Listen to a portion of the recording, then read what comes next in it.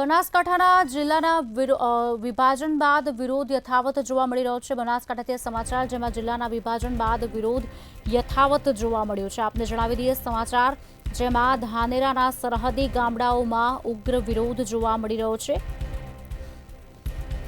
ગઈકાલે વાછોલ બોર્ડર પર લોકોએ વિરોધ દર્શાવ્યો હતો।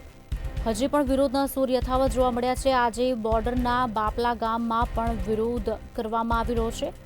ત્યારે ઢોલ થાળી વગાડી રેલી યોજીને અનોખો વિરોધ કરવામાં આવી રહ્યો છે। આપને જણાવી દઈએ સમાચાર બનાસકાંઠાથી જેમાં બનાસકાંઠામાં જ યથાવત રાખવાની ગ્રામજનોની માંગ છે। શૈક્ષણિક અને માર્કેટની દ્રષ્ટિએ બનાસકાંઠા જિલ્લો તેમના માટે અનુકૂળ છે તેવું તેમનું કહેવું છે। મોટી સંખ્યામાં ગ્રામજનોએ રેલી યોજી ઢોલ વગાડીને વિરોધ દર્શાવ્યો હતો।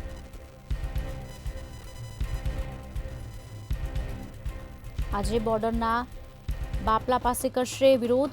ઢોલ થાળી વગાડી રેલી યોજીને અનોખો વિરોધ કર્યો હતો।